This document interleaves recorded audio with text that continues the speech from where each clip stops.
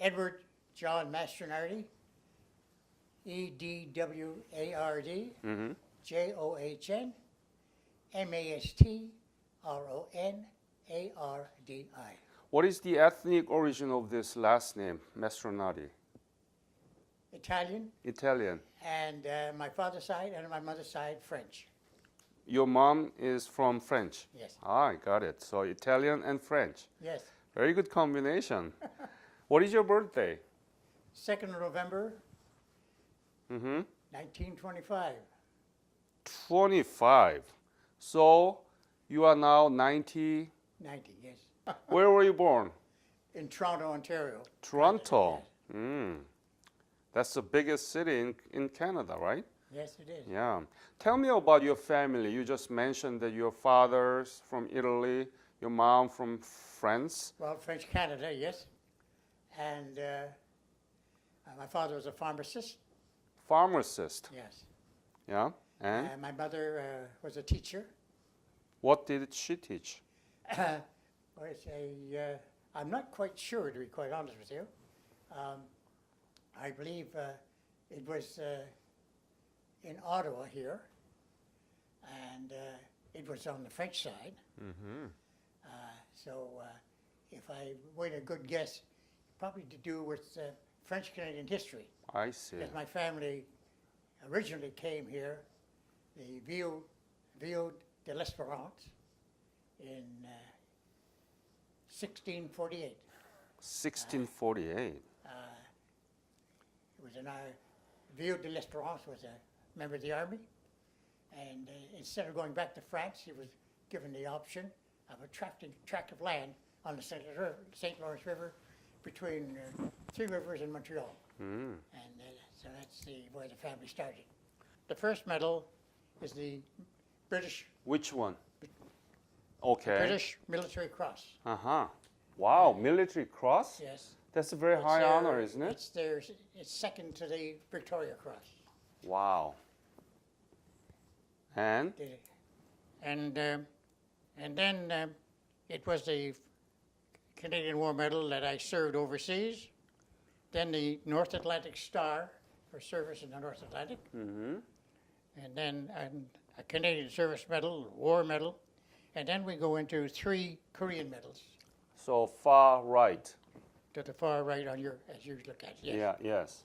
And then that's followed by a Canadian Force Decoration, the CD, where I was in the Air Force when I got that. So you have airborne.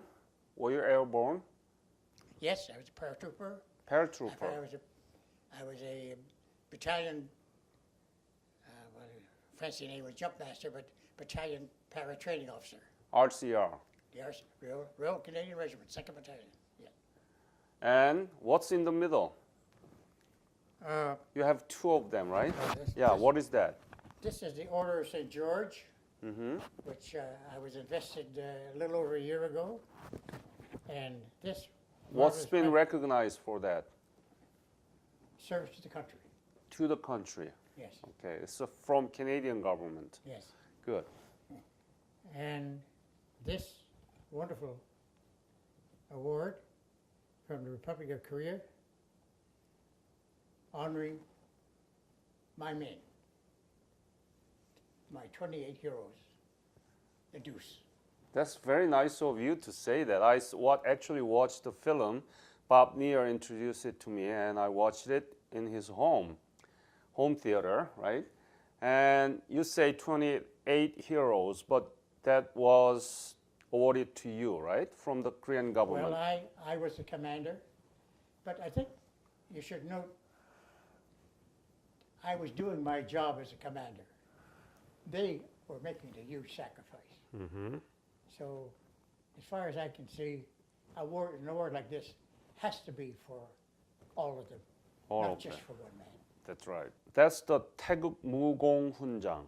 That's the highest that the Korean government can award to anybody. And a real honor. Yes, and I was there.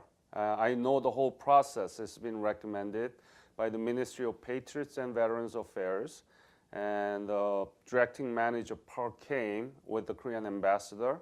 We had a wonderful ceremony there in the RCL Legion Post, right, in Canada. And so it was great to see that. And I'm so pleased to be back with you again. So let's start, the details. Yeah. So you talked about your educations, right? Could you go on? What high school and university? Oh, high school, yes. Well, high school, Jarvis Collegiate in Toronto, University of Toronto, arts and science, and perhaps a bit amusing. My last summer, I was then an officer in the Intelligence Corps Reserve and the Army. During your college? Yes, we took 4 years of SEAL, Canadian officers training, and I finished off as a lieutenant, and I joined the Intelligence Corps Reserve, and I was back at Camp Borden, instructing cadets like I had been in intelligence, and a few of us were sitting around having a drink, about 4 other officers and myself, all lieutenants. And our Prime Minister came on, Louis Saint-Laurent came on the air saying that the Canadian were going to form a special brigade to go and help the Korean people in the war in Korea. And they were looking for volunteers. Well, after the first drink, it sounded like a pretty good idea. After the second drink, hey, I think it's a great idea. After the third drink, we sent in a night letter and all volunteered. 2 weeks later, 2 to the Princess Patricias, 2 to the Royal 22nd Regiment, and me to the RCR, 2nd Battalion. So 5 of you. 5 of you, right? Yes. Yeah. Did you know anything about Korea before you left for Korea or before you joined or volunteered to go to? Frankly, had no idea of the country. I only was aware that something pretty awful was happening. And it just seemed the right thing to do. Remember, I just finished 4 years of intensive military training as a member of the Canadian Officers Training Corps. I was ready for something like that. It just seemed to be the right time, the right place, and frankly, the right thing to do. Highly educated men like you didn't know anything about Korea. That's the reality of. Yes, well, exactly. But in the Far East, it's sad. Matter of fact, of course, remember the concentration then was on Europe and the Russian threat. We lived through that for 20 years. Threat of a nuclear war, with special training to deal with that. Something that was part of our life, particularly people like me, was part of our life. So we're quite aware of any major thing happening. Well, something had to be done about it. Yep. What was your specialty? In terms of the military? Or Yes, military. Well, I was trained as an infantry officer, but I entered the Intelligence Corps because I was, well, they thought it was the best place for me.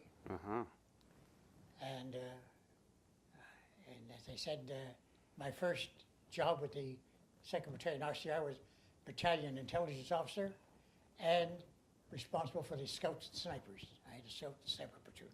I had 2 functions. And I reported directly to the colonel. What was the reaction from your father and mother about your decision to volunteer to go to Korean War? Well, my poor mother, having seen me go off to 2 wars, it was hard. What do you mean 2 wars? Tell me about those 2 wars before the Korean War. Well, I just turned 18 when I joined the Navy. And I was trained as a telegraphist at the Communications School in St. Hyacinthe, Quebec. And then sent to Halifax, then to Newfoundland, and got involved with the North Atlantic.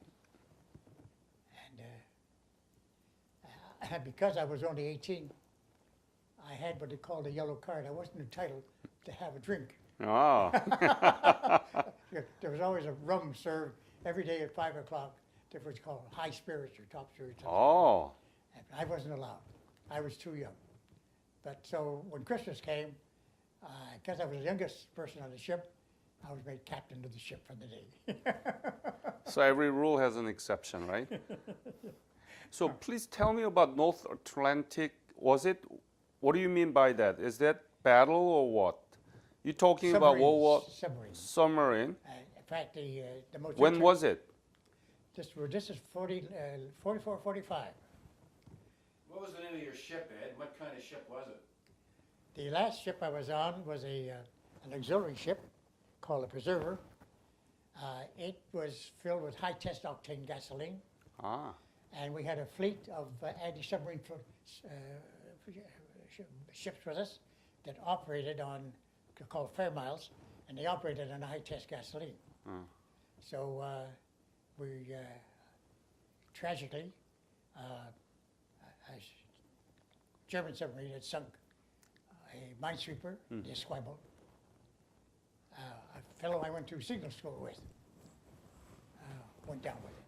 They lost nearly all of their people. So you are World War II veteran. Oh yes. Mm-hmm. Oh yes. And we at the end, just before the end of the war, this flotilla, and we were on our way to get that submarine. And we did get it eventually, or part of it, when it surrendered at the end of the war. And all German submarines in the air were ordered to surface and fly a black flag, not a white flag, a black flag. What does that mean? That's when we saw the submarine that sank the Esquimalt. The last Canadian ship lost in the war. It was quite a moment. We were hoping we could sink the darn thing. But what was the other war that you were involved before the Korean Pardon? War? What was the other war? That was it? Yeah, right? Korea. Yeah.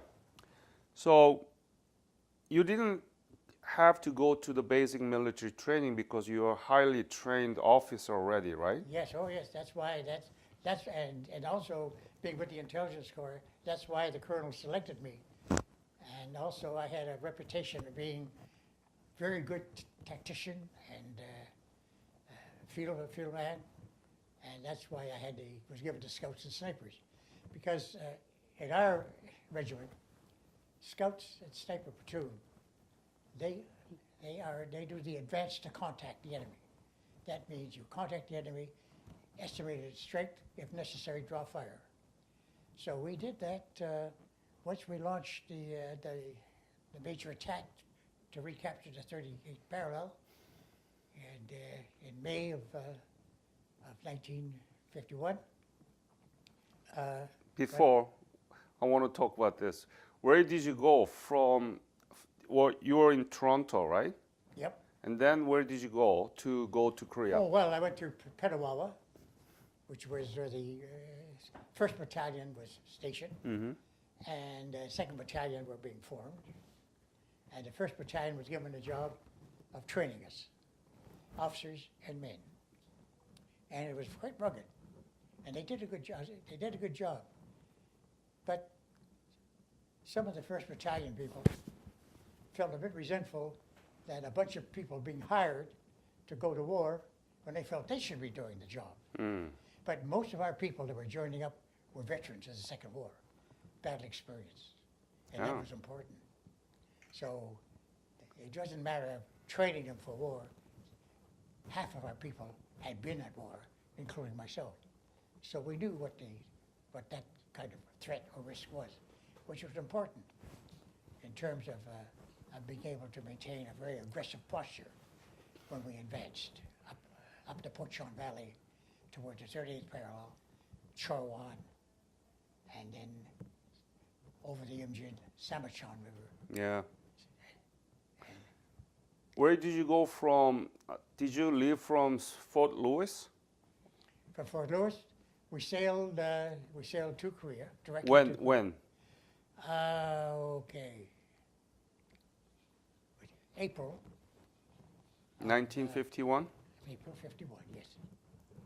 You left from Fort Lewis, Well, that's was Seattle. Actually. Seattle, From, okay. Seattle from Seattle, yes.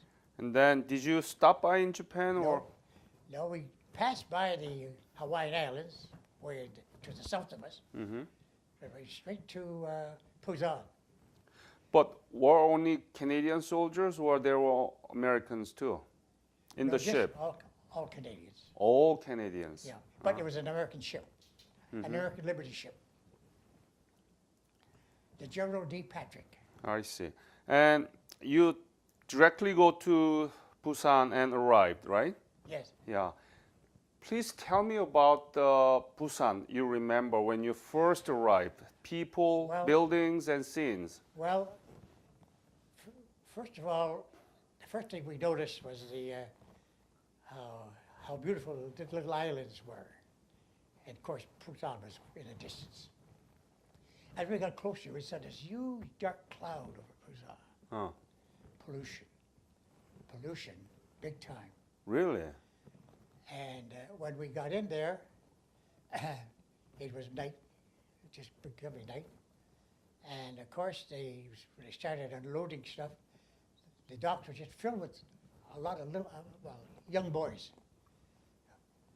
being pretty roughly treated by their bosses to get working. And the noise was all over the place. And then when we finally disembarked the soldiers, and we were driven just outside of Busan, I'd say a little bit, try to remember correctly, probably a bit northeast of Busan, Mm-hmm. to what had been a burial ground, and it had been used for prisoners, and that's where we spent our first night Mm-hmm. when we got to Korea. Then we had to get rid of our sea legs, do a lot of hill climbing, Mm-hmm. get back in shape, and then in May, about the second week in May, we were ordered to the front. So, where were you stationed there in the front line? Well, this becomes a bit difficult because first of all, I only remember going who was there when we got there. Mm-hmm. In our case, the troops that we approached and passed through were the Turks. The Turks were good. They were great on the attack and had a few problems with the defense. I know. They're very aggressive. Yeah. But For example? we passed through the Turks, and that was our advance hitting the Pochon Valley. Pochon. Yeah. And we first ran into the enemy going along, but not in any big numbers until we hit Shaili. And we had planned the attack to capture Shaili, the brigade commander and his colonels. And we were using maps that were based on Japanese maps. Right. The scale was different from ours. Oh. And the positions, in reality, were much further apart than they looked on the map. So that when we actually did the reconnaissance on ground, because I was the colonel, as an intelligence officer in this case, I said, my God, look at the distance between our objectives. Mm. They weren't going to be too strong mutually supported. And of course, this was the main avenue for the Chinese from getting supplies from Manchuria down to the Chowan Valley and that effort. So they were determined they were going to hold this key position. A hill was as I want to get the numbers right. I believe it was 464, 467, something like that. Mm-hmm. It was it looked like a double camel hump, two objectives. And that was the prime objective. The others were to take the village itself, 2 miles up the road, and then positions on either side of the road, each company. So driving rate that day, we were supposed to have air support and a lot of artillery. There was no air support, they couldn't fly in. The artillery, it was so overcast, they couldn't see their targets, so they were doing map shoots, which aren't very accurate. Not their fault, they just had to guess where they might hit somebody. And climbing up those hills in the attack, sliding on the mud, slipping, until finally you hit the machine guns. They were determined to hold. They could fight. Chinese, No right? nonsense about that. Chinese. Oh yeah. Yeah. Oh yeah. And we had the Koreans on our right. They were moving up, and the Americans. The Americans got stopped. They were supposed to be up with us, but the Americans got held up. So we were there. Our brigade, 9,000 men, we would say. We were alone, and suddenly it became apparent that the Chinese were there, big time. So the guys did a heck of a fine job, but without that air support and proper artillery support, there's no way we were going to take that key position. Then the Chinese started moving up en masse, and the colonel sent me to find what was going on. He couldn't see anything. Communications were terrible. Couldn't get through to people because of all the hills. So that was my job. And so I located where they contacted them, and I said, oh my gosh. I said, 467 here is being and really attacked in the main. So he said, well, he said, Ed, where are they? I said, well, I'll go, I'll check, sir. So I went up. I had 2 scouts with me. I said, well, go back and get the colonel. So he brought Colonel Keane up, a wonderful officer, fine officer, Colonel Bob Keane, directed from the Second War. And we could see, even through the murk in the distance, this crowd, several hundred Chinese moving up the hill, up not more than 100 yards away, because you could just see them. I said, sir, there are your Chinese. Whoops. He said, hey, he wanted to go and attack them himself. He was going to take out his 9mm. I said, sir, Colonel. I think you better go back and tell the brigadier. Experienced colonel. Oh yeah, he wants was to all go ready deal go with into the it. several hundreds my of colonel, Chinese? Bob Keane, oh yeah. Oh my goodness. He was a courageous man. I said, no, I don't think that's a good idea, sir. He said, you better go back and tell the brigadier. So at that point, it was decided we just couldn't, just too much. Couldn't get any support from the other companies. And then the Able Company in Shaili, they were really in trouble. Chinese were hitting them big time. It virtually surrounded them. So Brigadier Rockingham ordered a withdrawal, back to the start line. We didn't retreat, we just went back to the start line. You never want to And say we retreat. we thought, we stayed awake that day. We thought they were going to counterattack us because we were vulnerable. But by that time, the Americans had finally moved up.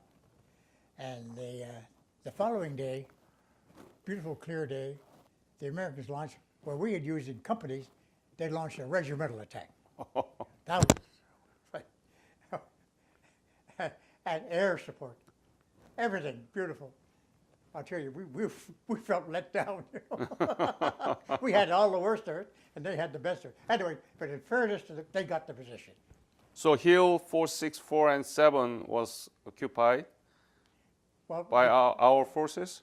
oh yeah, we attacked that hill with a company, roughly 100 men. It took over 1,000 men to take that hill. Right. Over 1,000 men to take that hill. Mind you, in all fairness, there were 2 objections I mentioned about the Campbell hump. The first one of our officers, John Woods, fine officer, he took that effort. The second hump, the platoon commander responsible to take that wasn't able to. It was just too much for him. So I left John kind of vulnerable. So anyways, I went up and I said to John, I was set up, John, you better pull back. By that time, his company commander had been wounded with mortar fire. So one of the lieutenants had taken over as commander. They had about a number of casualties, had to be evacuated.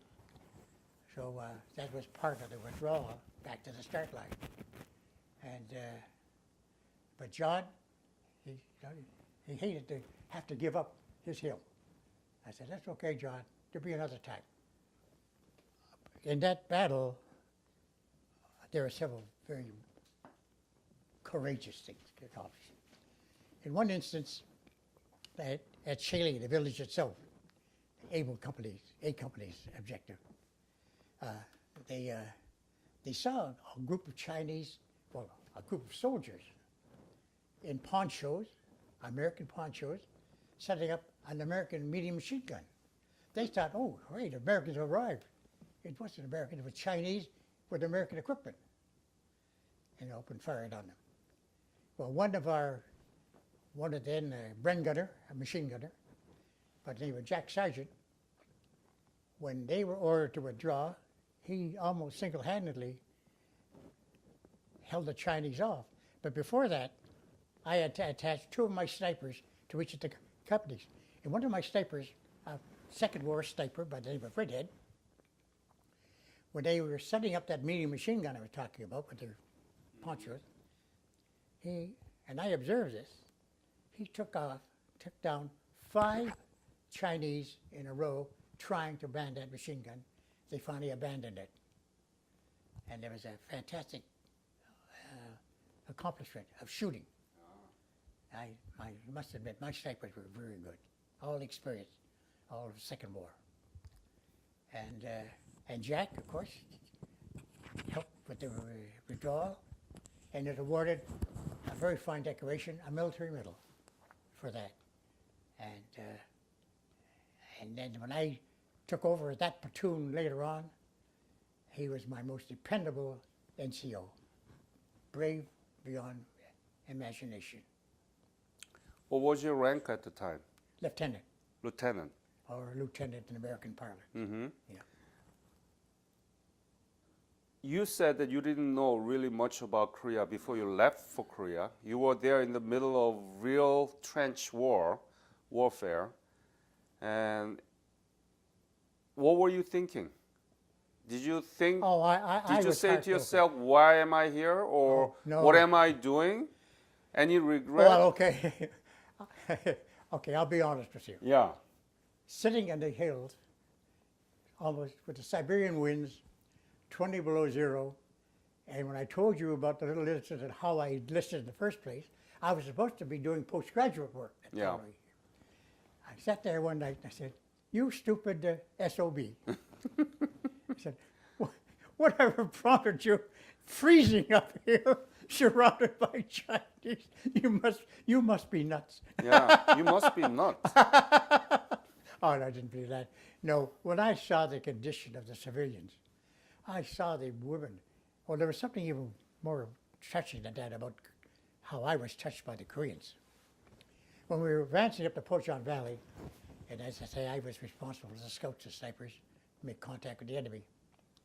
When the Americans passed up with a battle group, tanks, all their infantry on trucks, half-tracks, roared up the valley. They were supposed to take it, and then we were supposed to move up behind and take it over from them. They shot up everything. The Chinese, whether there were Chinese there or not, well, they'd had some terrible ambushes, and you can understand they were trying to protect themselves. But they created a lot of havoc. The Chinese did too, in their own way. We came across one village, shattered, and the Koreans were dressed in white, their funeral clothes, burying their dead, of which there were a number. I came across in a shattered hut a woman lying there, dying, wounds, a dead baby, trying to breastfeed a dead baby, and blue flies flying in and out of her wounds. I ordered one of my scouts, I said, go and get the medical officer. I don't care what he's doing, but make him come up here. It's like, we've got to do something for these people. But I got angry about reckless killing. I'm not being critical, because I guess all armies do this, but you've got to protect your own. But to me, that shows truly firsthand the wages of that war and what it was doing to your people. That was upsetting, very upsetting. It made me angry. But then again, I began to realize, oddly enough, we were there to help United Nations, and in a similar way, strangely enough, the Chinese were there to help the North Koreans that they were supporting. So in a way, it was a kind of a. I didn't feel any hate against the Chinese, or North Koreans for that matter, even though some of them were not very, were hostile. We never did anything against, when we moved into North Korea, my orders were very explicit. We don't touch any civilian unless they show real aggression. Only to defend yourself. But no reckless shooting. I would not tolerate that. And there never was, not under my command anyways. So we had a great feeling. And then I had a wonderful Korean, Lee Young-man, who was helping me. Oh, tell me about it. Oh yeah. Well, I think he was from Daejeon originally, and I believe he had been planning or had entered the university in Seoul, and the war started. He was bright. He learned some English, high school English, so he sort of acted as an interpreter with the Korean Service Corps, who helped us with the wire, supply us with ammunition, and help with the wiring, and bring food up to us under Chinese fire. They were brave. I was very impressed. They ducked, protect themselves. As soon as the Chinese stopped, carried on. And but we had a little dog called Sport. Spur? Sport. Well, that's what we called him. Sport. But he only understood Korean. If you said, come here, Iriwa.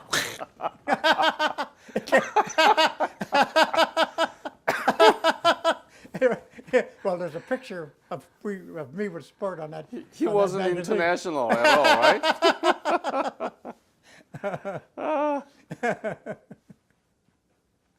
Wow, that's funny. Oh, yeah. He was loyal to Korean, huh? What was the Korean boy's name? Lee Young-man. That's how I do it. I have no idea how to spell it. I guess it Leeyoungman, but that's probably not quite right. Oh, I think one of the interviews that I did, the Korean War veteran, I think, mentioned about him. Anyway, so that was your major first battle. Another one, or any other episode? Well, Major battle. You were in Gapyeong, right? Oh yeah. Well, it was. We had various contacts and fights along the way up to Pocheon.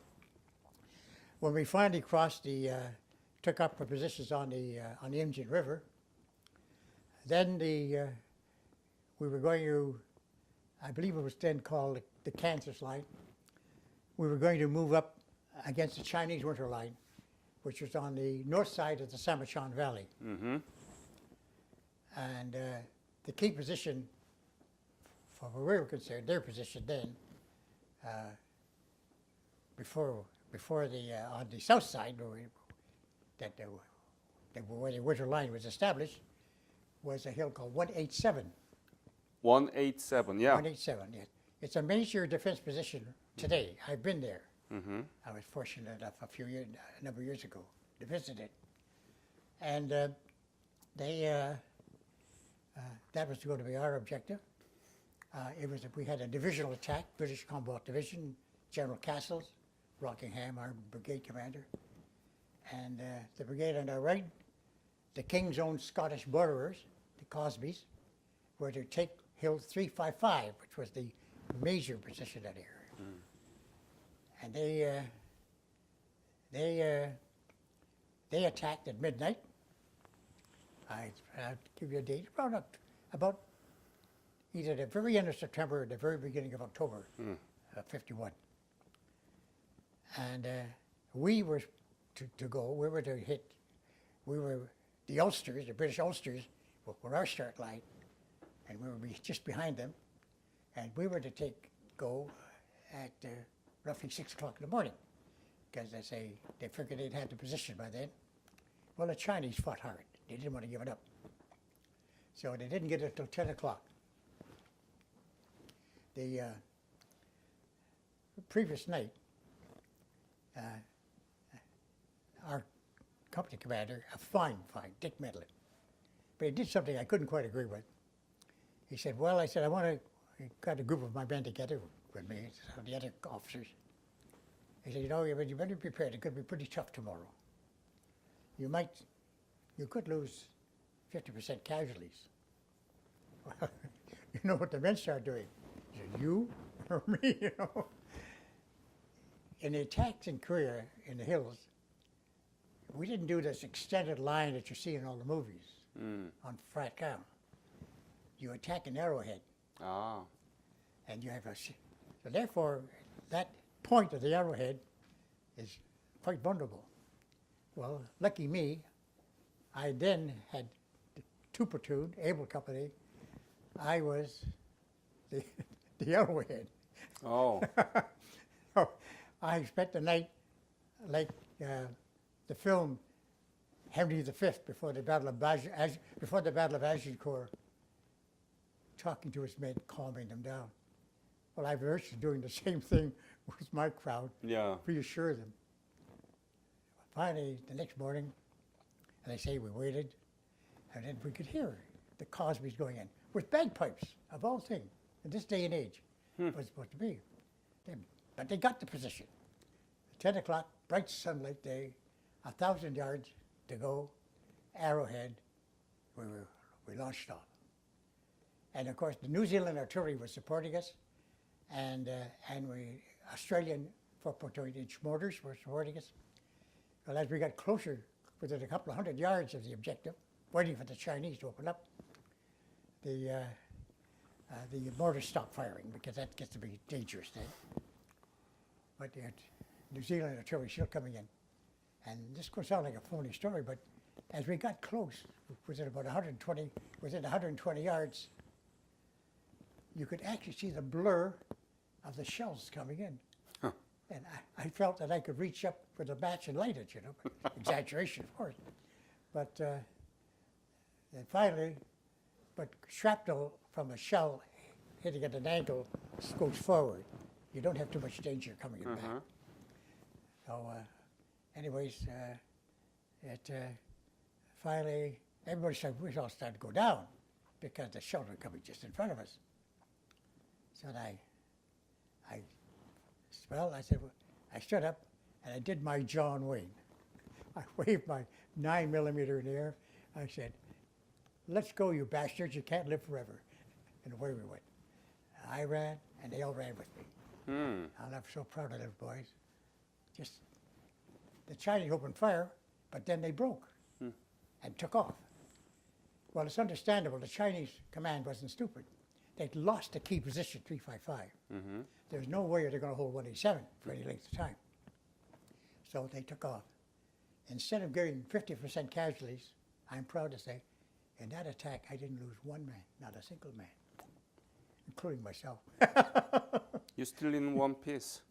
Yeah, a minor miracle. No more John Wayne, though. All right, yeah. Don't do that, okay? If you do that, you're nuts. Are you nuts? Yeah. Any other battle that you want to share? The episode? After that, the Chinese wanted that line back. So they started aggressive patrolling. I mean, really aggressive. When the brigadier came to inspect the position the following day, because everybody was digging in. Remember, the Chinese positions are all aimed at the south. We had to establish our position facing the north. So on leopard positions, they took beautiful positions, the Chinese. Were no use to us except for on the reverse for resting. So we had to dig fresh positions on the other side of the slope. That kept people pretty busy. And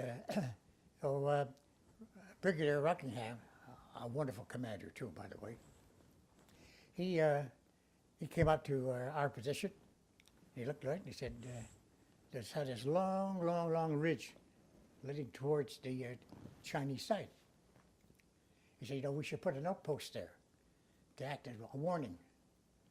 And I remember Dick Medlin said, well, sir, that make us pretty vulnerable, the colonel.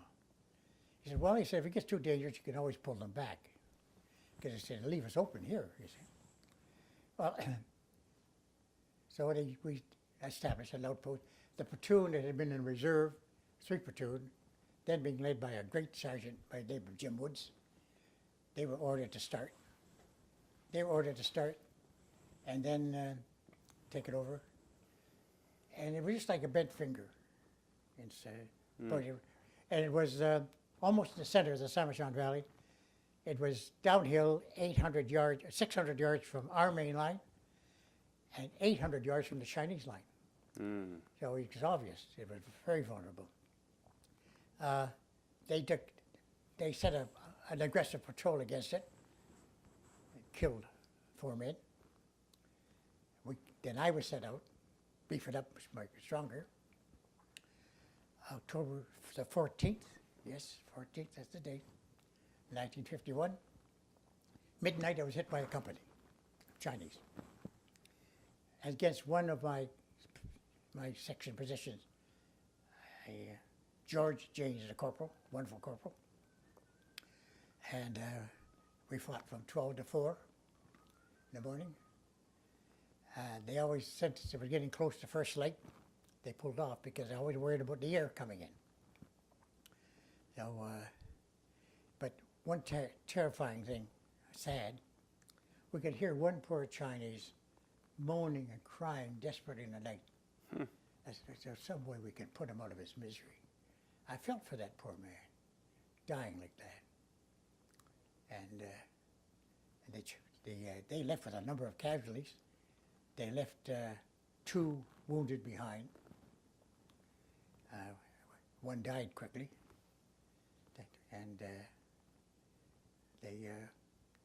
But we took care of their wounded the same way we took care of ours. No differentiation at all, none whatsoever. We took good care of them, and the Chinese knew this, so they didn't treat our people badly either. You know, but no, it was and then just before the 2nd of November, Jim Woods was out there again. And we had the Korean fellows working like Trojans to help us with the additional wiring. And after that attack on the 14th, I got together with the artillery forward observation officer, John Nielsen, another fine officer who never got the credit he deserved, unfortunately. But John and I planned increase the defensive fire tasks around the position. And based on that Chinese hitting the company, I figured where they would come the next time, right at the front. And you're going to tell them this is the Songok Spur we're talking about. the Songok Spur. This is that's its name, the Songok Spur. Mm-hmm. And said it would, I estimated where I thought they would come in mass. There was a pimple that just beyond the spur, and we tried to man it, but it was too vulnerable. We lost 2 men doing that. So we booby-trapped it and mined it, that they would launch it from there. And that's exactly what they did.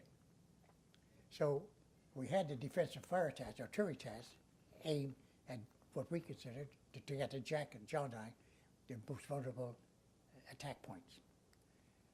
I wouldn't be talking to you today, Professor, if I hadn't been right. Fortunately, right. Yes. Oh, yeah. That's where they came. So our fire was very effective. But they launched the attack. They tried to cut us, well, they did cut us off. They got behind us, separated us from 600 yards uphill our main position. And firing from the flanks. Their artillery, our artillery, pandemonium. The shelling was incredible. The dust, the cordite burning your eyes and your lungs. And it's night. But, the men, magnificent. And but before all started, well, after it's really started, around 8 o'clock at night, they'd done a bit. One Chinese came up to the wire in perfect English. Perfect English. Canada boy, tonight you die. I yelled back, come and get us, you son of a bitch. Boy, did they ever come. Yeah. They could fight. Oh, yeah, you know, they could fight. If you ever see that documentary, 28 Heroes, Yep. pay more attention to what the Chinese I want to ask about that. The Chinese guy who was filmed in that 28 Hero. Yeah. How did they find that guy? Entertainment One, the makers of the film, contacted the Chinese veterans in Beijing, In Beijing. and they located him. They. And he had been a company commander, Wow. and he commanded a company, and he survived it. But what I found interesting, after sounding quite aggressive, it looked like we were both there. He's in Beijing, I'm here. But he was kind of cocky, I guess is the word right. to say at the beginning. But then at the end, he kind of more remorsefully said, I lost my company, you know. But he said they couldn't contend with the artillery. And this is where an idea of what high command, good high command can be like. It didn't take Rockingham and the divisional commander, General Castles, to realize what was happening. They also knew there was over a division of Chinese in behind 166, their position, ready to exploit once they broke through me, and of course the weak point of the line, get in behind and head for Seoul. So Rockingham came on the air at about 3 o'clock in the morning. Now, he says a brigadier talked to a lieutenant. He said, Ed, you're the cork in the bottle, you've got to hold. I said, look, hold. I had about 10 casualties then. No dead yet, but 10 wounded. But the wounded, most of them kept going, kept firing. I said, I'll do the best I can, sir. And then around 2:30ish at that point, General Castles, at the brigadier's request, turned over the whole divisional artillery to this lieutenant in the outpost of the Songgok Spur. You mean I to had the you? command of 3 regiments of artillery. Wow. That's it. What an honor. Regiments of artillery. Mm. The reason being, he's there. He's there. This is something the Chinese couldn't contend with. And they never launched another attack like that the rest of the war. They came back to the bargaining table, which they had broken away from at Panmunjom. They attacked, there were territorial attacks like the Americans, Pork Chop Hill, Hamburger Hill, they made into films, 355, 187. They never had launched an attack like that again. They said, well, if a small group of men with heavy artillery could do that to us, what's going to happen when we hit major forces? Yeah. The other thing we learned too, which is kind of interesting, the Chinese had Russian tanks, of course, T-34-85. That's 34-ton, 85-millimeter gun. The firing is interesting. Tank fire sounds like this, bang. Oh. The velocity of the shell is greater than sound. If you hear the bang, you're safe. If it's only at the you're gone. Yeah. Right. Jeez. But you couldn't stop yourself from ducking at the bang. Here, I think it's very relevant question that I want to ask you. You are in a position to be in charge of 2 artillery regiments with the rank of lieutenant, right? And you involved in the major battles, including Gapyeong and all those, the reoccupying the hills, major hills, which will lead into the Seoul directly. How would you characterize the contribution made by the Canadian soldiers in that trench warfare in the middle of 1951? What is the major contribution made by the Canadian soldiers? To Just demonstrate be objective, okay? the importance of holding your position. Also, in war, soldiers don't particularly fight just for a flag or even for their regiment. They fight for each other. They don't want to let the other guy down, their buddy. And therefore, that's why they will give their lives rather than let them down. But at the same time, they expect their commanders to do a job. So that's the way it was. You do your job, and I'll do mine. But overall, in terms of the trench warfare started in early 1951, right? And lasted until 1953. And many of the major battles were defended by mostly the Americans. And then second largest participation was British, 60,000 soldiers. And the third largest is Canadian, 27,000.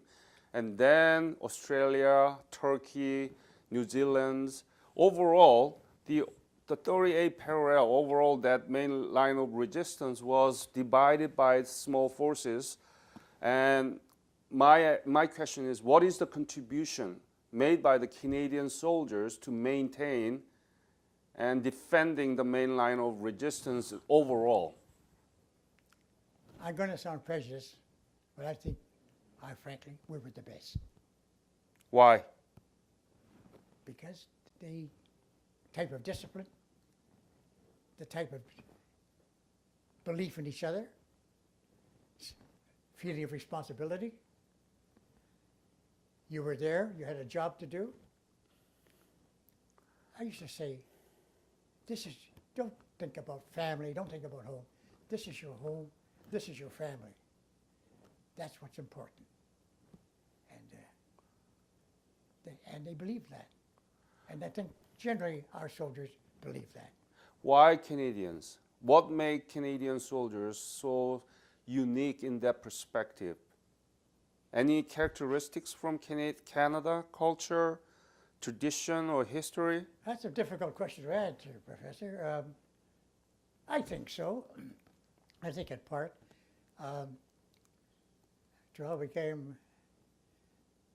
The country was formed in war. Warfare was not new to us or families. My family, in fact, both sides were military for generations. Not necessarily permanently military, but whenever there was a fight or a war, they were there. That was not unusual. So it wasn't a huge adjustment. There's enough history in your own family, in most families. They could look back, First Great War, Boer War, the War of 1812 with the Americans, the war between the French and English in the 1700s. Mm-hmm. Oh, yeah. Oh, yeah, it was something we could do. And that area, the Iron Triangle, Choron Valley, Pyeonggang, Gimhwa, Samicheon Valley, all this, it's a very strategic location, right? In terms of the whole operation of the main line of resistance. And that was done by the Canadian soldiers. Well, we always held. We never retreated. I think what John was asking, what motivated the Canadians to fight in this? What distinguished the Canadian soldier that made him so good? You said we were the best. What made him the best? What distinguished him to make him the best soldier in Korea, in your opinion? Was it his leadership? Was it the soldier's personal upbringing as a kid in Canada? Or what the heck was it that made the guy such a good soldier? The feeling of mutual dependency, Bob. The feeling of mutual dependency, as I said a little earlier. That is what kept them in. Sense of community. That's right. Yep. That's right. A strong sense of responsibility. Okay. And I think a lot of Canadians have that. And hopefully we'll keep that we'll keep maintaining that, because that's what separates us from a lot, believe me.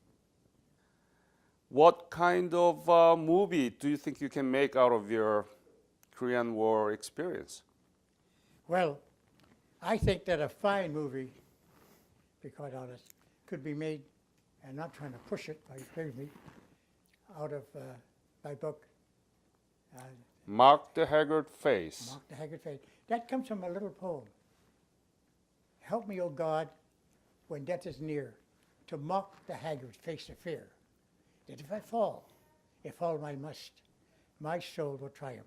Well, as you are probably aware first, I do a lot of writing.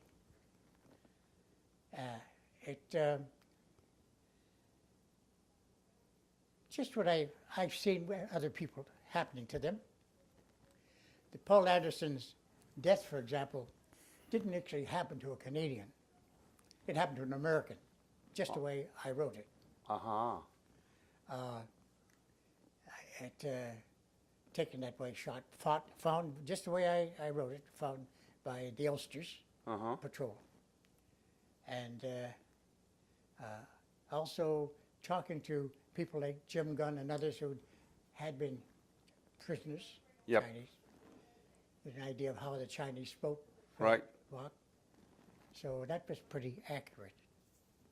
I wrote a collection of short stories.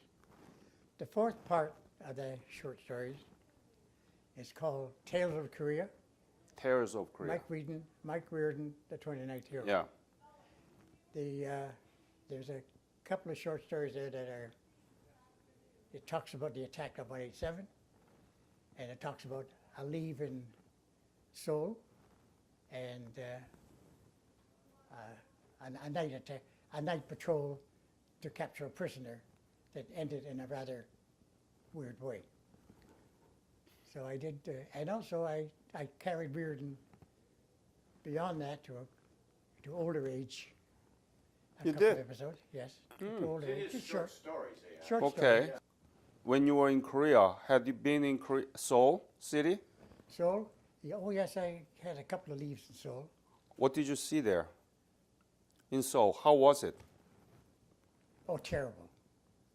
That hotel, in the short story that I'm telling you about, 2 nights to remember, I call it.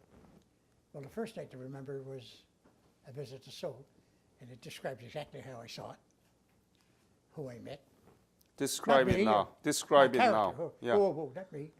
But the now, the Seoul that you saw, please Oh, let yeah. me, Oh, it was terrible. tell me. Terrible, shattered.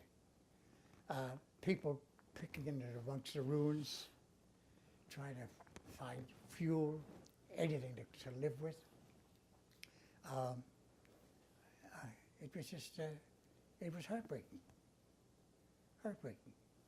And the children, I always remember the children. Still able to smile, still able to laugh, you know. And when I had the opportunity to go back to Korea, well, I had a Korean veterans visit back around '88. But in 2006, I was part of a film, not a documentary, in Korea with Dora Christie. And that's something worth watching because it gives a pretty good account of Canadians in Korea, not just my piece of it. Yep. It's pretty good.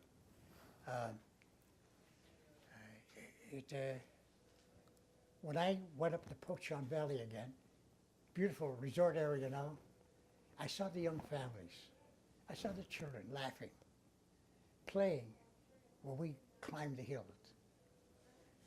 I said, you know, I had a bit of a, I guess you might call it a bit of a downer conclusion in my book when Reardon asked Monty, is it, and that was a real guy, incidentally, a very real.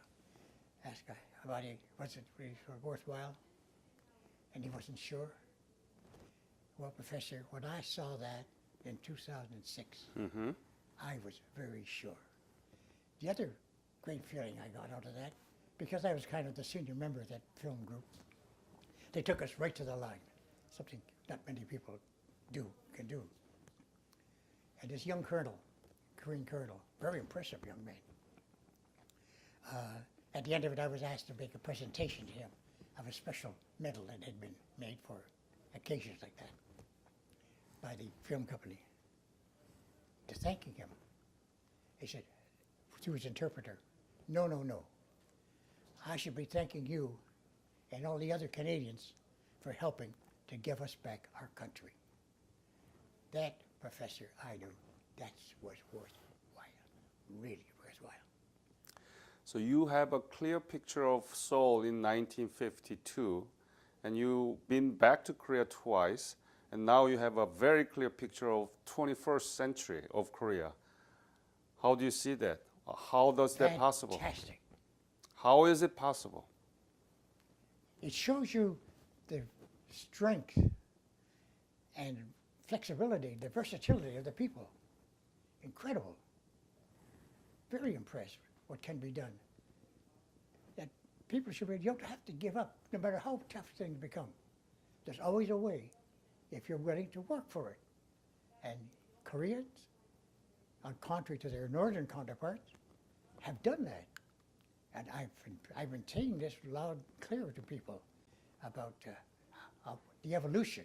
Yes, evolution is not too strong a word that has gone through. And I'm proud of that, and I'm proud to have been part of it. Okay, what more can I say?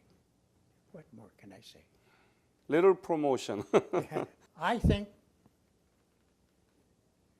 Korea, and perhaps one of your association or government, could make a very fine film with a heavier, a much more involvement, Korean involvement in the story, which would not be difficult to write in because it's true and it happened, Absolutely. as I experienced it. And that if you have any contacts or talking to any of these folks, it might not be a bad idea.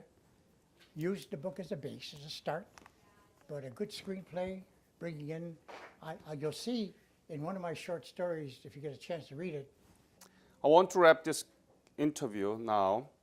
I want you to speak about what is Korea to you now, after all those years.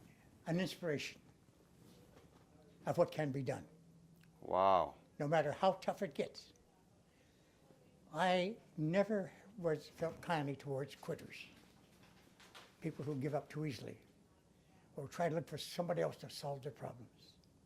Korea solved its problems, and in a very positive way, not by taking anything away from anybody, but by giving something. That's the difference. And as I said a little earlier, that to me what made it all worthwhile. I feel proud to have a little small architect of all of that.